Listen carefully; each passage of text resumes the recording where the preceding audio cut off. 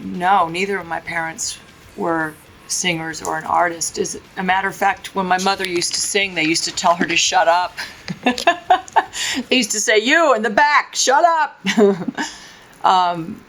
But my mother was born in Rome and raised in Rome, and my father was born in London. And they met during World War II. He was wounded in the war, and on the Anzio Beach, the famous Anzio Beach attack. And he was put in the hospital, and they met and got married and fell in love and had their one and only child, me. We have family in the United States, so we moved to the United States from England, and I'm pretty much raised in California, so I consider myself a California girl.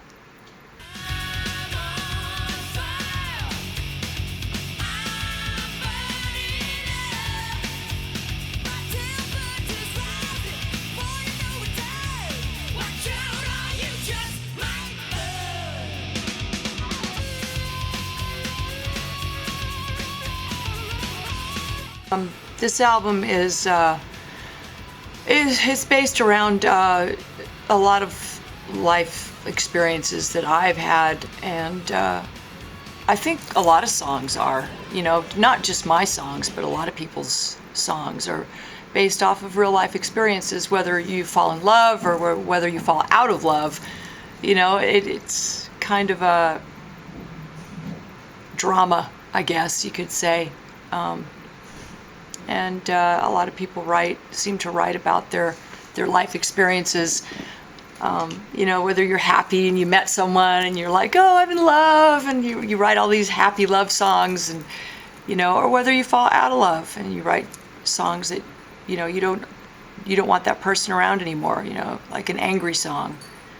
So this album has songs that were written for my kids, songs that were written for my ex-husband, and songs that were just written as a female in general, and more of like an empowering sort of way.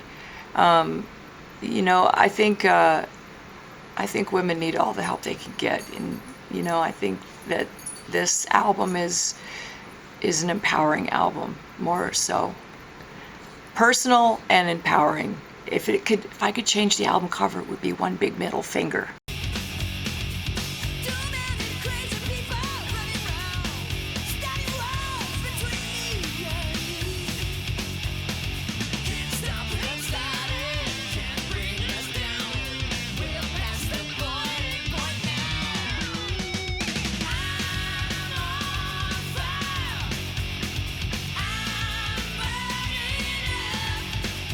Yeah, they do. Boy, I did a little bit of research on divorce, and the 100% of the people that get married, 50% get divorced, and the other 50% of the 50% that stay married for reasons like kids or business. So really, realistically, only 25% of people that get married are really, truly happy.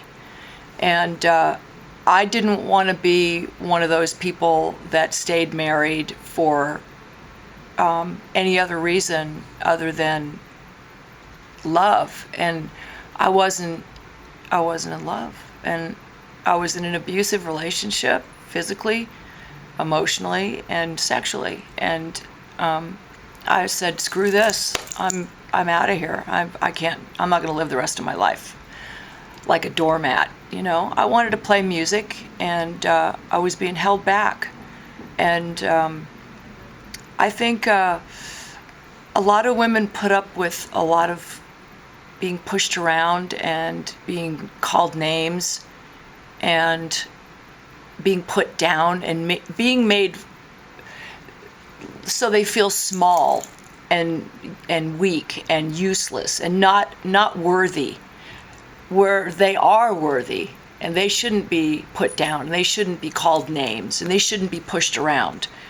And they need to stick up for themselves. And you got to have a plan. You got to come up with a plan, and you have to follow through with it. You can't back down. If you're going to leave, or if you're going to spend the rest of your life with somebody who's going to treat you that way, then that's your priority. But for those of you who don't want to spend the rest of your lives like that, then you need to come up with a plan, and don't let anybody know. Don't tell anybody, unless they're your sister, your brother, somebody who's close to you that you can really truly trust, and then get them on your side and they'll help you. It's like escaping from jail, and it happens to people. It happened to Tina Turner.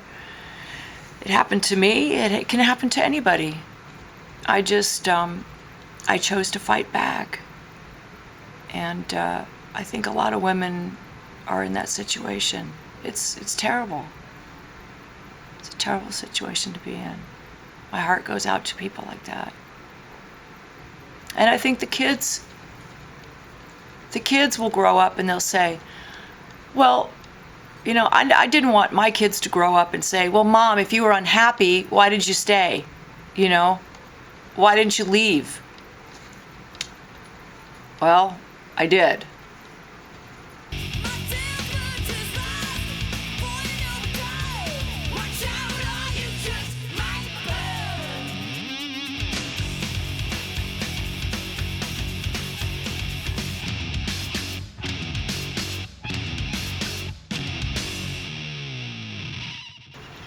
But this album that I wrote is pretty much based around that. That's why I call it an aggressive album, because it's empowering, it's aggressive, and it speaks. I don't know. It speaks what I'm trying to say now.